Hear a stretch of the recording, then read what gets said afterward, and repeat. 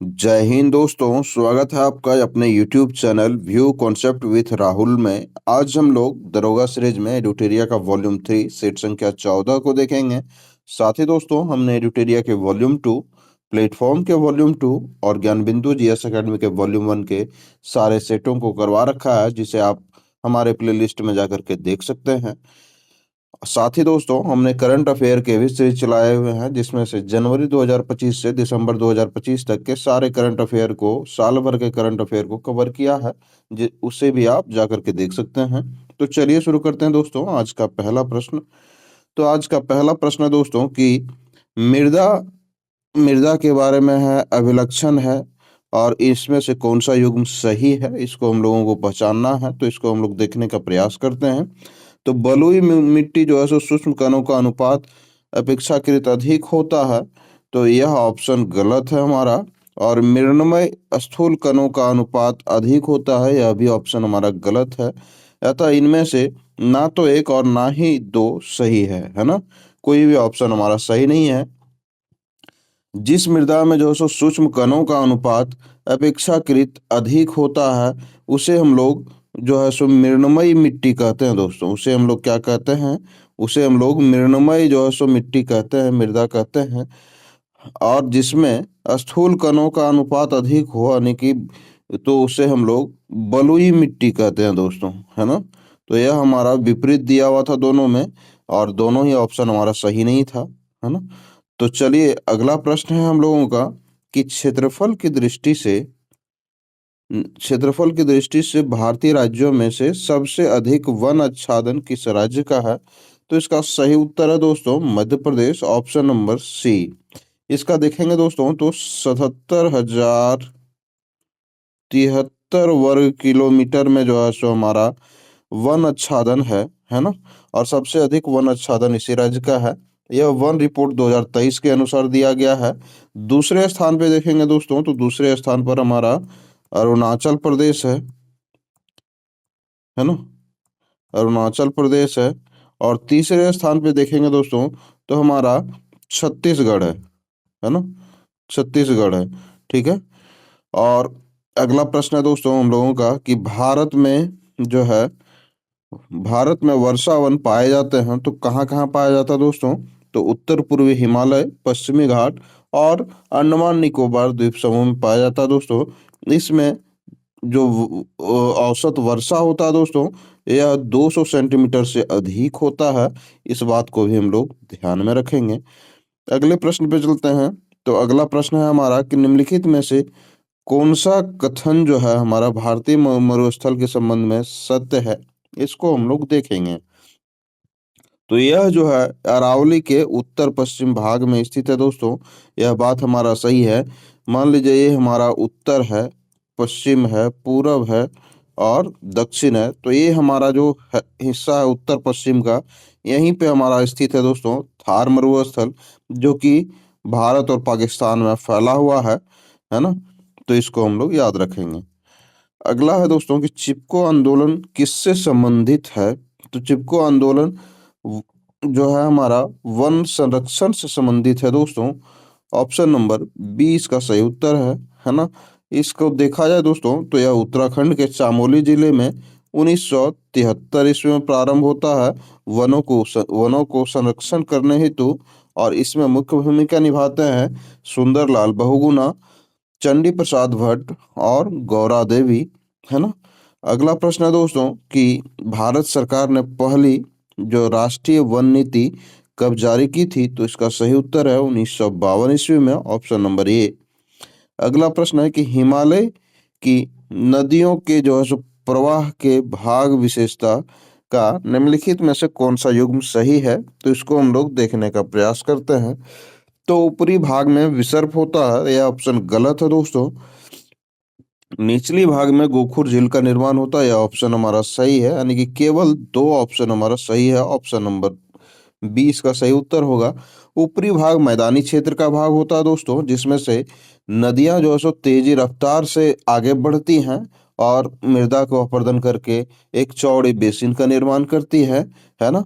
और जहां मंद गति होती है दोस्तों, है ना, तो वहाँ विसर्ग का निर्माण होता है। ठीक है, तो इस बात को हम लोग ध्यान रखेंगे। जहाँ मंद गति हुई है वहाँ भी यह नदियाँ धीरे धीरे बहती है और एकदम अपना चाल इतना स्लो कर लेती है कि सांप की भांति विसर्ग जो है सो करते हुए आगे बढ़ती हैं, है ना। अगला है दोस्तों कि पश्चिमी चक्रवाती विक्षोभ डैश से उत्पन्न होता है, तो इसका सही उत्तर है दोस्तों भूमध्य सागर से पश्चिमी विक्षोभ उत्पन्न होता है ना। अगला है कि 134वां जो डूरंड कप है से संबंधित कौन सा कथन सत्य है, तो गोल्डन बॉल पुरस्कार अलाउद्दीन अजाराय को दिया गया, यह ऑप्शन हमारा सही है। गोल्डन बूट का जो पुरस्कार है वो भी अलाउद्दीन अजाराय को दिया गया, यह भी बात सही है। और गोल्डन ग्लोब पुरस्कार गुरमीत सिंह को दिया गया, यह भी बात सही है। यह तो हमारा उपरोक्त में से सभी कथन सही है दोस्तों, ऑप्शन नंबर डी इसका सही उत्तर होगा। अगला प्रश्न पे चलते हैं हम लोग, प्रश्न संख्या 10 पे। तो प्रश्न संख्या 10 है हमारा कि mother Mary comes to me पुस्तक किसने लिखा है, तो इसका सही उत्तर है दोस्तों अरुंधति राय ने, ऑप्शन नंबर बी। भारत का पहला जो है गिद्ध संरक्षण पोर्टल कहाँ लॉन्च हुआ है, तो इसका सही उत्तर है असम में, ऑप्शन नंबर बी। अगले प्रश्न पे चलते हैं, माधव गोपाल कामत का संबंध किस खेल से संबंधित है, तो इसका सही उत्तर है दोस्तों स्क्रैबल से, ऑप्शन नंबर ए। थाईलैंड का नया जो है प्रधानमंत्री किसे बनाया गया है, तो इसका सही उत्तर है अनुतिन चरना विराकुल को, ऑप्शन नंबर ए इसका सही उत्तर है। अगले प्रश्न पे चलते हैं कि देवरीगढ़ जो बाघ अभयारण्य है कहाँ स्थित है, तो इसका सही उत्तर है दोस्तों उड़ीसा में, ऑप्शन नंबर डी। अगला प्रश्न है कि हाल ही में जो है भूमि अभिलेखों का डिजिटलीकरण करने वाली पहली आदिवासी परिषद कौन बनी है, तो इसका सही उत्तर है बोडोलैंड, ऑप्शन नंबर सी। अगला है दोस्तों कि पृथ्वी पर जो है शीतोष्ण कटिबंधीय यानी कि टेम्परेट जोन क्षेत्र कितने डिग्री अक्षांशों के बीच का क्षेत्र कहलाता है, तो यह 45 से 66 डिग्री उत्तरी और दक्षिणी अक्षांशों के बीच के क्षेत्र को हम लोग शीतोष्ण कटिबंधीय टेम्परेट जोन कहते हैं दोस्तों। अगला है कि दुनिया का पहला जो सिरेमिक अपशिष्ट पार्क है कहाँ खोले जाने की घोषणा हुई है, तो यह अपने देश भारत में खोले जाने की घोषणा हुई है, ऑप्शन नंबर ए। अगला प्रश्न पे चलते हैं हम लोग, तो सिद्ध 2.0 किस मंत्रालय के द्वारा लॉन्च किया गया है, तो इसका सही उत्तर है दोस्तों आयुष मंत्रालय के द्वारा, ऑप्शन नंबर ए। अगले प्रश्न पे चलते हैं हम लोग, तो अगला प्रश्न है दुनिया का पहला एआई मंत्री, जो कि बहुत ही फेमस क्वेश्चन है दोस्तों, इस बार लगातार मतलब तीसरी बार जो एसोसिएट में देखा गया है, तो ये दुनिया की पहली एआई मंत्री का नाम क्या है, तो इसका नाम है डीएलआ, ऑप्शन नंबर सी। अगला प्रश्न है दोस्तों कि पीवी नरसिम्हा राव पुरस्कार किसे दिया गया है, तो इसका सही उत्तर है दोस्तों डॉक्टर मनमोहन सिंह को, ऑप्शन नंबर सी। अगला है कि एड फाल्सी वैक्स वैक्सीन जो है किस बीमारी से संबंधित है, तो इसका सही उत्तर है मलेरिया से, ऑप्शन नंबर सी। अगला प्रश्न है दोस्तों कि एडवांस्ड कम्युनिकेशन टेक्नोलॉजी के लिए सेंटर फॉर एक्सेलेंस बनाने के लिए किन दो इंस्टीट्यूशन ने एमओयू पर हस्ताक्षर किया है, तो वह संस्थान है दोस्तों सी डॉट और आईआईटी रुड़की ने जो एमओयू पर हस्ताक्षर किए हैं। अगला प्रश्न है कि 2030 में शताब्दी कॉमनवेल्थ गेम्स मेजबानी के लिए किस शहर को चुना गया है, तो इसका सही उत्तर है दोस्तों अहमदाबाद को, ऑप्शन नंबर बी। अगले प्रश्न पे चलते हैं कि निम्नलिखित में से कौन सा सही सुमेलित है, तो इसको हम लोग देखने का प्रयास करते हैं। तो इसका सही उत्तर है आठवीं अंतर्राष्ट्रीय जो सौर गठबंधन महासभा है यह नई दिल्ली में आयोजित हुआ है, यह ऑप्शन सही है। और 51वां जो G7 शिखर सम्मेलन 2025 का आयोजन कनाडा में हुआ है, यह भी बात सही है। विश्व हाइड्रोजन शिखर सम्मेलन 2025 का आयोजन नीदरलैंड में हुआ है, यह भी ऑप्शन हमारा सही है। यथा उपरोक्त हमारा सभी ऑप्शन सही है दोस्तों, ऑप्शन नंबर डी इसका सही उत्तर होगा। अगला प्रश्न है कि कुल कितनी महिलाओं को वर्ष 2025 में पद्म पुरस्कार देने की घोषणा की गई है, तो इसका सही उत्तर है दोस्तों 23 महिलाओं को। इसमें से देखा जाए तो कुल पद्म पुरस्कार 100 39 पद्म पुरस्कार की घोषणा की गई है दोस्तों। ऑप्शन नंबर सी इसका सही उत्तर होगा। 23 महिलाओं को, 139 में से 23 महिला थी जिन्हें पद्म पुरस्कार दिया गया। अगला प्रश्न है दोस्तों कि बीमा सुगम जो पोर्टल है हाल ही में कहाँ लॉन्च किया गया है? तो इसका सही उत्तर है दोस्तों हैदराबाद। Option number A. अगला है कि बुसान फिल्म फेस्टिवल में फेस ऑफ एशिया पुरस्कार किसे मिला है? तो इसका सही उत्तर है हुमा कुरैशी को। Option number D. अगले प्रश्न पे चलते हैं। अगला प्रश्न है कि हमारा आत्मनिर्भर भारत पहल के तहत जो है सो पहला विदेशी भारतीय रक्षा विनिर्माण संयंत्र कहाँ स्थापित किया जाएगा? तो इसका सही उत्तर है दोस्तों मोरक्को में। Option number B. अगले प्रश्न पे चलते हैं। तो अगला प्रश्न है हमारा सैन्य न्यायालय द्वारा दिए गए मृत्युदंड को क्षमा करने की शक्ति किसके पास है? तो यह राष्ट्रपति के पास है। Option number A. अगला है कि भारतीय संविधान में जो है रूस के संविधान से क्या नहीं लिया गया है? तो मौलिक कर्तव्य रूस से लिया गया है, न्याय आदर्श लिया गया है ना। बंधुत्व का आदर्श जो है सो यह रूस के संविधान से नहीं लिया गया है। यही ऑप्शन हमारा सही उत्तर होगा। हम लोग देखेंगे दोस्तों तो इसमें से जो है समानता, स्वतंत्रता, बंधुत्व का आदर्श जो है हमारा फ्रांस से लिया गया है ना। फ्रांस से लिया गया है, ठीक है। यह हमारा रूस से नहीं लिया गया है। बंधुत्व का आदर्श हमारा फ्रांस से लिया गया है। अगला प्रश्न पे चलते हैं दोस्तों। प्रश्न संख्या हमारा 31 होगा। तो भारत का पहला जो है artificial intelligence data centre park किस राज्य में स्थित है? यह प्रश्न छपने वाले प्रश्न में से एक है दोस्तों।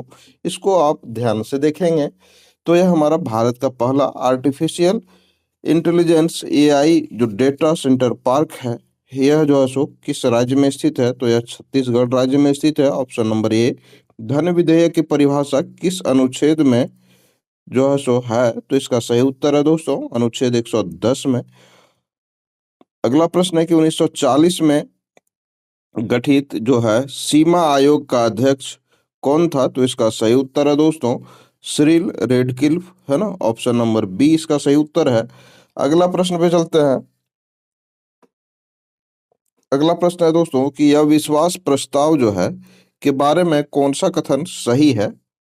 ठीक है, तो यह केवल जो है लोकसभा में लाया जा सकता है। ऑप्शन सही है। यह केवल मंत्री परिषद के खिलाफ लाया जा सकता है, एक मंत्री के खिलाफ नहीं। यह भी बात हमारा सही है।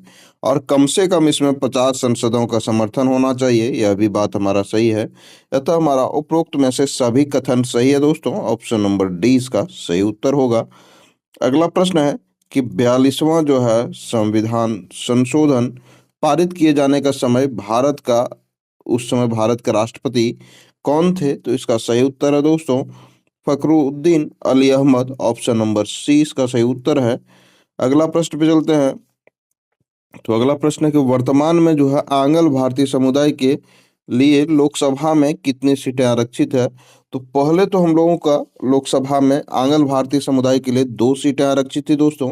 लेकिन वर्तमान में 104वां संविधान संशोधन अधिनियम 2019 के तहत जो है सो जनवरी 2020 से इसे आंग्ल भारतीय समुदाय का जो प्रतिनिधित्व है समाप्त करके 0 कर दिया गया है। यानी कि उसमें से आंग्ल भारतीय समुदाय के एक भी लोग शामिल नहीं होंगे।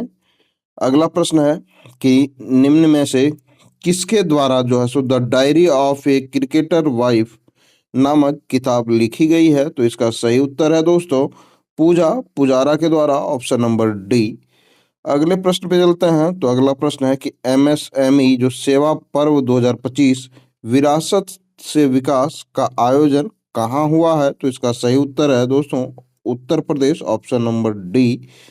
अगला प्रश्न है कि लोवी इंस्टीट्यूट द्वारा जारी एशिया पावर इंडेक्स 2025 में भारत ने कौन सा रैंक हासिल किया है? तो इसका सही उत्तर है दोस्तों तीसरा रैंक। Option number B. अगले प्रश्न पे चलते हैं। तो अगला प्रश्न है हमारा कि केंद्रीय मंत्रिमंडल ने वर्ष 2030 से 31 तक किन दलहनों में आत्मनिर्भरता के लिए विशेष मिशन जो है सो प्रारंभ किया है? तो वह जो है सो दलहन कौन सा है? तो वह दलहन है अरहर, उड़द और मसूर पे। ऑप्शन नंबर बी इसका सही उत्तर है। अगले प्रश्न पे चलते हैं। तो अगला प्रश्न है हमारा दोस्तों कि राजगीर खेल परिसर का उद्घाटन कब और किसके द्वारा किया गया है? तो इसका सही उत्तर है 29 अगस्त 2024 को नीतीश कुमार के द्वारा जो है सो उद्घाटन किया गया है ना। अगले प्रश्न पे चलते हैं, प्रश्न संख्या 42 पे। तो प्रश्न संख्या 42 है हमारा कि नीति आयोग ने किस राज्य को भारत के अदरक राजधानी नाम देने की सिफारिश की है? तो वह राज्य है दोस्तों मिजोरम, जिसे कि अदरक राजधानी घोषित करने की घोषणा नीति आयोग ने की है।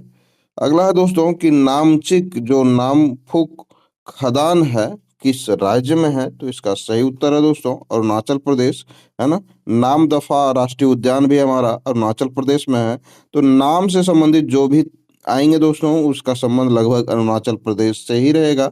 यह एक याद करने का यह स्थायी ट्रिक है दोस्तों, जिसे आप भी अपना सकते हैं।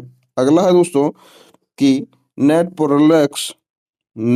पोलरेक्स एक्स अभ्यास जो है कहाँ आयोजित किया गया है? तो इसका सही उत्तर है दोस्तों चेन्नई में, ऑप्शन नंबर ये। अगले प्रश्न पे चलते हैं कि आपका पूंजी आपका अधिकार अभियान की शुरुआत कहाँ की गई है? तो इसका सही उत्तर है गुजरात में, ऑप्शन नंबर ये इसका सही उत्तर है। अगला प्रश्न है कि 2025 का जो है चिकित्सा का नोबेल पुरस्कार से किसे नहीं चुना गया है?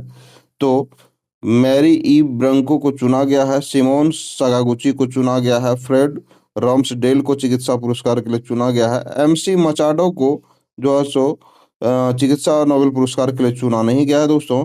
इन्हें शांति में नोबेल पुरस्कार दिया गया है दोस्तों, ठीक है, एमसी मचाडो को।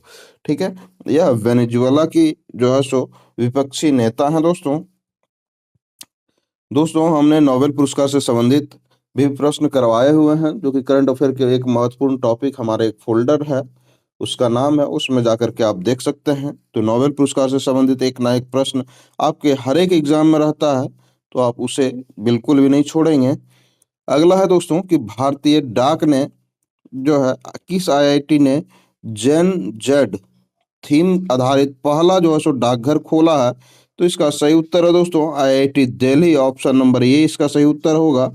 अगला है कि निम्न में से किस शहर में डेजर्ट हंट 2025 का सैन्य अभ्यास आयोजित किया गया है? सैन्य अभ्यास से भी संबंधित प्रश्न हमने हमारे चैनल पे एक फोल्डर है दोस्तों करंट अफेयर के महत्वपूर्ण टॉपिक, वहां पे हमने बताए हुए हैं सैन्य अभ्यास, जिससे कि हर एक एग्जाम में उससे 1 से 2 प्रश्न रहते ही हैं, तो आप उससे जाकर के देख सकते हैं।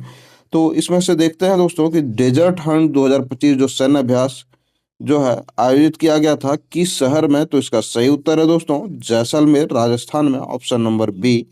अगला है दोस्तों की सूची 1 और 2 को सुमेलित करना है, तो इसको हम लोग देखने का प्रयास करेंगे।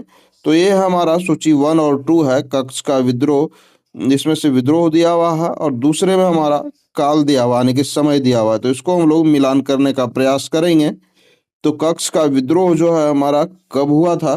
तो इसको हम लोग देखेंगे। तो कक्ष का विद्रोह हमारा 1819 से 32 ईस्वी में हुआ था, ऑप्शन नंबर 3 इससे सुमेलित होगा। अगला है वेलोर का सिपाही विद्रोह, यह जो है हमारा 1806 ईस्वी में हुआ था। अगला है कि बंगाल का सिपाही विद्रोह, यह हमारा 1764 ईस्वी में हुआ था।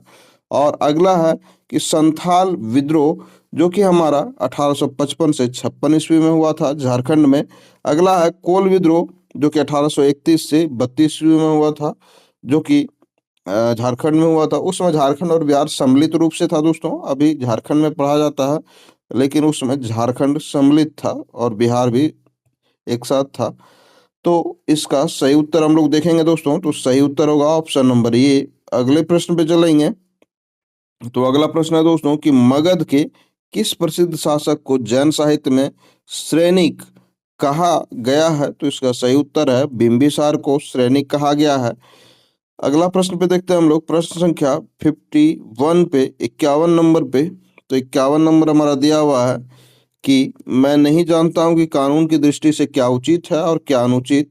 मैं राज्य की भलाई अथवा अवसर विशेष के लिए जो उपयुक्त समझता हूं उसी को करने की आज्ञा देता हूं। अंतिम न्याय के दिन मेरा क्या होगा मैं नहीं जानता। उपयुक्त कथन दिल्ली सल्तनत के किस सुल्तान का है, तो इसका सही उत्तर है दोस्तों अलाउद्दीन खिलजी का, ऑप्शन नंबर सी इसका सही उत्तर है। अगला प्रश्न है दोस्तों कि गुप्त काल के संदर्भ में कथनों पर विचार करना है। तो गुप्त काल में जो है राजाओं ने परमेश्वर और परम भट्टारक जैसी उपाधियां जो है सो धारण करते थे, यह बात हमारा सही है। इस काल में है भूमि संबंधी करों की संख्या में वृद्धि हुई थी, यह भी बात सही है। और इस काल में वैष्णव संप्रदाय अधिक लोकप्रिय हुआ था, है ना, यह भी बात हमारा सही है। यह तो हमारा सभी ऑप्शन हमारा सही है दोस्तों, इनमें से सभी इसका सही उत्तर होगा।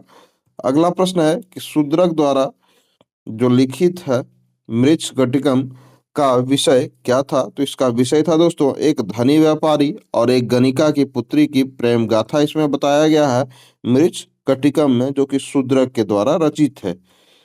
अगला है दोस्तों कि फिरोज शाह तुगलक के संदर्भ में कौन सा कथन असत्य है, उसको हम लोग देखेंगे।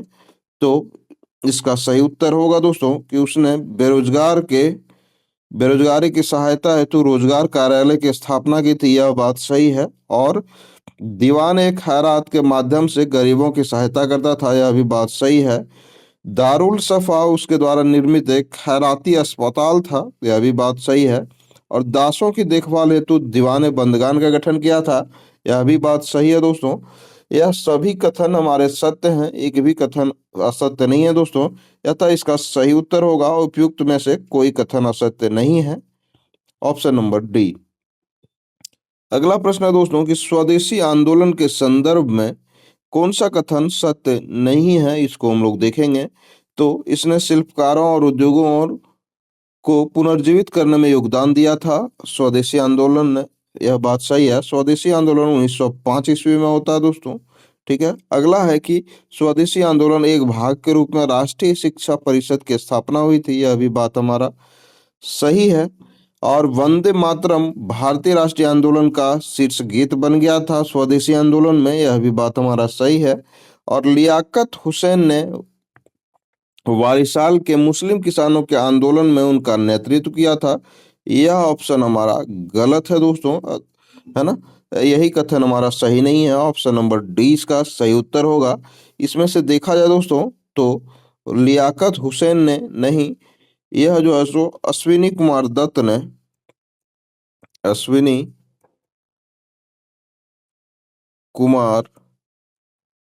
ने जो है वारिसाल के मुस्लिम किसानों के आंदोलन में उसका नेतृत्व किया था, तो यह तो हमारा ऑप्शन नंबर डी सुमेलित नहीं था। अगले प्रश्न पे चलते हैं दोस्तों। तो अगला प्रश्न है हमारा पुर्तगालियों के पतन के कारणों में क्या सम्मिलित है, इसको हम लोग देखने का प्रयास करेंगे। तो इसमें से है कि पुर्तगालियों के पतन के कारणों में जो है धार्मिक और वैवाहिक नीति जो है सो सम्मिलित था, दोषपूर्ण राजनीतिक नीति भी सम्मिलित था, और अंग्रेजी और डच शक्ति का भारत में प्रवेश भी सम्मिलित था। या तो हमारा एक दो और तीन ऑप्शन सभी जो है सो पुर्तगालियों के पतन के कारणों में सम्मिलित है, ऑप्शन नंबर डी इसका सही उत्तर होगा। अगला है कि निम्नलिखित जो है कालक्रमों को व्यवस्थित कीजिए। तो इसमें नेहरू रिपोर्ट हम लोगों का कब आता है दोस्तों, तो यह 1928 ईस्वी में आता है ना। और गांधी इरविन समझौता हमारा कब होता है, तो 5 मार्च 1931 ईस्वी को गांधी इरविन समझौता होता है।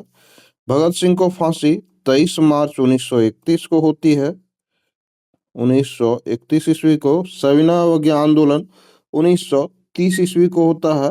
यथा हमारा यदि कालक्रम के अनुसार हम लोग देखेंगे दोस्तों, तो सबसे पहले नेहरू रिपोर्ट आता है, दूसरा में हमारा जो सविनय अवज्ञा आंदोलन होता है, ठीक है। तीसरे में हमारा जो है सो 5 मार्च को गांधी इरविन समझौता होता है। और सबसे अंतिम में 23 मार्च 1931 को भगत सिंह की फांसी होती है। अतः हमारा 1423 इसका सही उत्तर होगा, यानी कि ऑप्शन नंबर ये। अगले प्रश्न पे चलते हैं, प्रश्न संख्या 58 पे हम लोग चलते हैं। तो प्रश्न संख्या 58 है हमारा दोस्तों कि अगस्त प्रस्ताव जो कि 1940 में आता है ना, और भारत के लिए डोमिनियन, इसमें से कौन सा कथन सत्य है, इसको हम लोग देखने का प्रयास करेंगे दोस्तों। ठीक है। तो इसमें से भारत के लिए डोमिनियन राज्य का दर्जा जो है सो मिलना था, यह बात सही है। और भारत के लिए संवैधानिक सभा था अगस्त प्रस्ताव, यह भी बात सही है। और हिंदू और मुस्लिमों के लिए समान प्रतिनिधित्व करता है, यह ऑप्शन गलत है दोस्तों। यह ऑप्शन हमारा सुमेलित नहीं है। यह तो हमारा सिर्फ केवल एक और दो ऑप्शन हमारा सही है ना। तो इसका सही उत्तर होगा ऑप्शन नंबर ए। अगला प्रश्न है कि मुस्लिम लीग द्वारा 16 अगस्त 1946 को प्रत्यक्ष कार्यवाही दिवस घोषित किए जाने का कारण क्या था? तो इसको हम लोग देखते हैं। तो इसमें जो है सो लीग के समर्थन के बिना वायसराय द्वारा कार्यकारी परिषद का गठन करना था। यह जो है सो यही का हमारा कारण था। ऑप्शन नंबर 20 का सही उत्तर होगा। अगले प्रश्न पे चलते हैं। तो अगला प्रश्न है कि कर्नाटक युद्ध के संबंध में कौन सा कथन सुमेलित नहीं है? तो जो है प्रथम कर्नाटक युद्ध जो है सो हमारा कौन सा सुमेलित नहीं है ना। तो प्रथम कर्नाटक युद्ध जो है हमारा, यह पौंडीचेरी की संधि के तहत समाप्त हुआ था, यह ऑप्शन गलत है। द्वितीय कर्नाटक युद्ध एक्सपला चैपल की संधि के तहत जो है सो समाप्त हुआ था, यह भी कथन जो है सो हमारा सुमेलित नहीं है ना। और तृतीय कर्नाटक युद्ध पेरिस संधि के तहत समाप्त हुआ था, यह कथन हमारा सही है। तो सुमेलित नहीं पूछा गया दोस्तों, तो 1 और 2 हमारा सुमेलित नहीं है। देखा जाए दोस्तों, तो इसमें से प्रथम कर्नाटक युद्ध जो है एक्सला चैपल की संधि के तहत जो है समाप्त हुआ था। द्वितीय कर्नाटक युद्ध पौंडीचेरी की संधि के तहत समाप्त हुआ था, है ना। यह तो हमारा 1 और 2 इसमें से सुमेलित नहीं था। अगले प्रश्न पे चलते हैं। तो अगला प्रश्न है कि आवश्यकताओं की मांग कैसी होती है? तो इसको हम लोग देखने का प्रयास करेंगे। तो इसका सही उत्तर है दोस्तों, पूरी तरह ही आलोचनीय होती है। ऑप्शन नंबर 20 का सही उत्तर होगा। अगले प्रश्न पे चलते हैं। तो अगला है कि किसी देश का भुगतान शेष साम्यावस्था में कब होता है? तो इसका सही उत्तर है जब घरेलू मुद्रा का मांग उसकी आपूर्ति के बराबर होती है, तभी जो हमारा भुगतान शेष साम्यावस्था में होता है। अगला प्रश्न है कि जीएनपी और एनएनपी के बीच अंतर किसके बराबर होता है? तो इसका सही उत्तर है मूल्यह्रास के बराबर होता है। निवेश गुणक निवेश का प्रभाव किस पर दर्शाता है? तो इसका सही उत्तर है दोस्तों आय पर। ऑप्शन नंबर सी इसका सही उत्तर होगा। अगले प्रश्न पे चलते हैं। तो अगला प्रश्न हमारा कि यदि किसी माल की मांग की ऋणात्मक आय लोच है और धनात्मक मूल्य लोच है, तो वह कैसा माल है? तो इसका सही उत्तर है दोस्तों निम्न स्तरीय माल है। Option number A. मानव शरीर का कौन सा अंग डिप्थीरिया रोग से प्रभावित होता है? तो इसको हम लोग देखते हैं। तो इसका सही उत्तर है दोस्तों ऑप्शन नंबर डी। श्वास नली जो है सो डिप्थीरिया रोग से प्रभावित होता है। Option number D. अगला प्रश्न है दोस्तों कि रासायनिक परिवर्तन केमिकल चेंजेस जो है में शामिल है, इसमें से क्या शामिल है, इसको हम लोग देखने का प्रयास करेंगे। तो इस अभिक्रिया में एक नया उत्पाद बनता है जो अस्थायी होता है, यह बात सही है। संरचना में परिवर्तन जो है सो हो जाता है, यह भी बात सही है। और अवशोषण और ऊर्जा की मुक्ति होती है इसमें, यह भी बात सही है। अतः हमारा यह इसमें से सभी ऑप्शन सही है दोस्तों। ऑप्शन नंबर डी इसका सही उत्तर होगा, है ना। अगले प्रश्न पे चलते हैं। अगला प्रश्न है हमारा जंग एक मिश्रण है, तो जंग हमारा किसका मिश्रण है? तो यह हमारा FeOH का होल थ्राइस प्लस Fe3O का जो है सो मिश्रण है जंग। ऑप्शन नंबर डी इसका सही उत्तर है। अगले प्रश्न पे चलते हैं। अगला प्रश्न है 69 है दोस्तों कि स्मॉग किसका उदाहरण है? तो यह जो है सो हवा में बिखरा हुआ धुआं और पानी का उदाहरण है। ऑप्शन नंबर डी इसका सही उत्तर होगा। अगला है कि निम्नलिखित धातुओं की क्रियाशीलता को अवरोही क्रम में जो है सो दर्शाना है, यानी कि सबसे अधिक क्रियाशील पहले होगा, उसके बाद कम क्रियाशील, उसके बाद कम, उसके बाद उससे भी कम, है ना। तो इस क्रिया में इस जो है सो क्रम में हम लोग दर्शाएंगे। तो इसमें से देखते हैं। तो हमारा सबसे अधिक पोटेशियम जो है सो अभिक्रियाशील है ना। उसके बाद देखेंगे तो हमारा सोडियम अभिक्रियाशील है। उसके बाद देखेंगे तो हमारा कैल्शियम अभिक्रियाशील है और सबसे कम मैग्नीशियम अभिक्रियाशील है। अतः हमारा 2413 जो है सो इसका सही उत्तर होगा, है ना। ऑप्शन नंबर डी इसका सही उत्तर है। अगले प्रश्न पे चलते हैं। तो सूर्य की ऊष्मा पृथ्वी तक किस प्रक्रिया द्वारा पहुंचती है? तो इसका सही उत्तर है दोस्तों विकिरण प्रक्रिया द्वारा, ऑप्शन नंबर सी। फ़ारेनहाइट पैमाने पर परम शून्य का मान कितना होता है? तो इसका सही उत्तर है दोस्तों option number D, -469.67 degree Fahrenheit, option number D. अगला है कि सूर्य के प्रकाश का के जो घटक हैं क्या है? तो उसका घटक क्या है दोस्तों?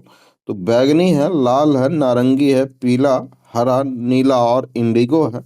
ऑप्शन नंबर सी इसका सही उत्तर होगा दोस्तों। अगला है दोस्तों कि आवृत्ति और समय अवधि के संबंधित जो है सो कौन सा समीकरण सही है? तो हम लोग जानते हैं दोस्तों कि फ्रीक्वेंसी बराबर होता है 1/t, जिसे हम लोग पढ़ते हुए आ रहे हैं, है ना। और जब हम t को इधर ले आएंगे तो हमारा क्या हो जाएगा? 1/f, है ना। यानी कि ऑप्शन नंबर ये इसका सही उत्तर हो जाएगा, है ना। अगले प्रश्न पे चलते हैं हम लोग। तो अगला प्रश्न है कि ऊंचे पहाड़ों पर जो है नाक से खून क्यों निकलने निकलने लगता है? तो इसका सही उत्तर है दोस्तों शरीर के अंदर का दाब जो है वायुमंडलीय दाब से अधिक हो जाता है, जिसके कारण ऊंचे पहाड़ों पर नाक से खून निकलने लगता है। ऑप्शन नंबर ये इसका सही उत्तर होगा। अगला है कि नोड्यूलेटेड जड़ें, है ना, नोड्यूलेटेड रूट्स होती हैं तो किसकी होती है? तो यह मटर की होती हैं नोड्यूलेटेड रूट्स। अगला प्रश्न है दोस्तों कि तेल चट्टे यानी कि कॉकरोच के पास है, तो कॉकरोच के पास है 3 जोड़ी पैर और 2 जोड़ी पंख होते हैं। ऑप्शन नंबर बी इसका सही उत्तर है, यानी कि 6 पैर और 4 पंख होता है किसके पास? तो कॉकरोच के पास।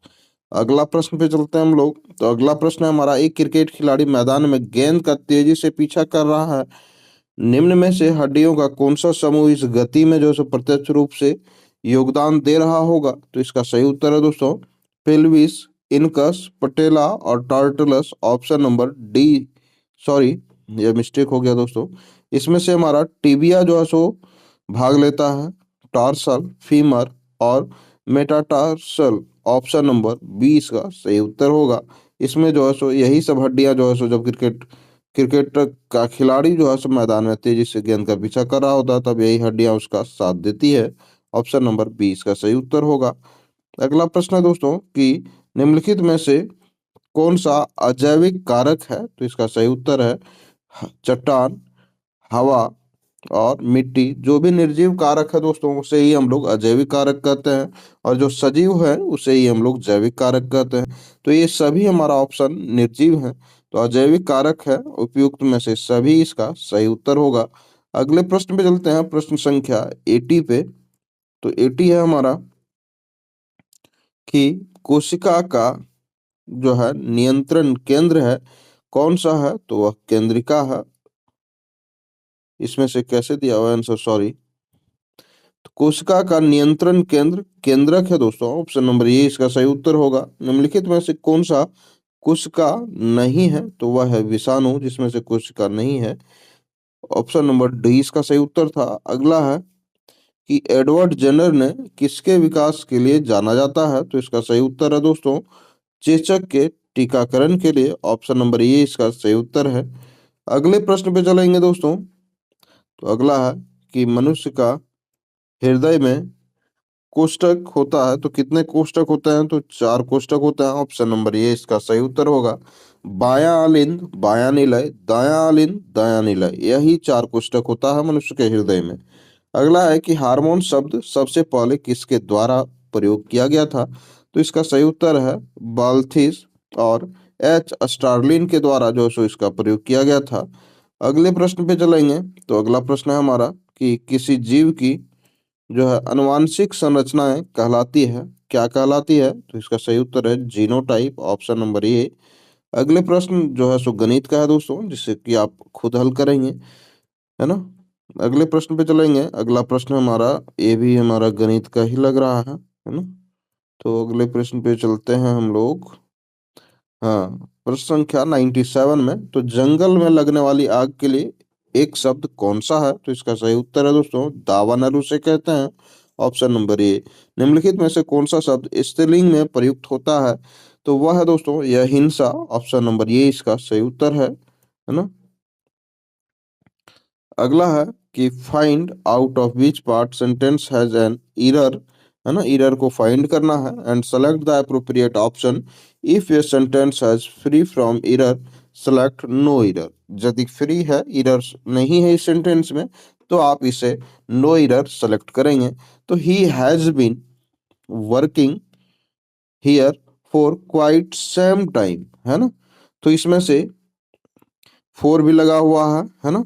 और यह जो है सो हमारा, ये देखा जाए दोस्तों तो प्रेजेंट परफेक्ट कॉन्टिन्यूअस का टेंस है, जिसमें से ही प्लस हैज या have plus been plus before plus four, और उसके बाद हम लोग टाइम पीरियड को ऐड करते हैं। तो यह तो हमारा इसमें से कोई एरर नहीं दिख रहा है, इसमें से नो एरर है। यह तो हमारा ऑप्शन नंबर डी इसका सही उत्तर होगा। अगले प्रश्न पे चलते हैं। तो अगला प्रश्न है हमारा, choose the appropriate passive voice for the given sentence, यानी कि पेसिव वॉइस इस सेंटेंस का लिखना है। तो इसमें से है will he tell her the truth. तो इसको हम लोग लिखने का प्रयास करेंगे। तो इसको पेसिव वॉइस होगा दोस्तों, will the truth be told to her by him. Option number C इसका सही उत्तर होगा। यहीं पे हमारा वीडियो समाप्त होता है। हमारे वीडियो को देखने के लिए, हमारे चैनल से जुड़ने के लिए आपके तहे दिल से आभार आपका। और आपको जिस भी टॉपिक पे वीडियो चाहिए, उसको आप हमारे कमेंट बॉक्स में कमेंट कर सकते हैं दोस्तों। उसके लिए आप हमारे सादर आमंत्रित हैं, है ना। और वीडियो बनाने में काफ़ी मेहनत लगता है दोस्तों, तो आप हमारे चैनल को सब्सक्राइब करके हमारा हौसला अफजाई कर सकते हैं। और जिस भी टॉपिक पे आपको वीडियो चाहिए, आप कमेंट करें, जितना जल्द से जल्द हो सके मैं उससे प्रयास करूंगा आपके समक्ष प्रस्तुत करने का, है ना। और जो भी महत्वपूर्ण टॉपिक पे वीडियो में डालता हूं, आपको तुरंत नोटिफिकेशन प्राप्त हो, इसके लिए भी आप चैनल को सब्सक्राइब कर सकते हैं। आपका दिन शुभ हो। धन्यवाद।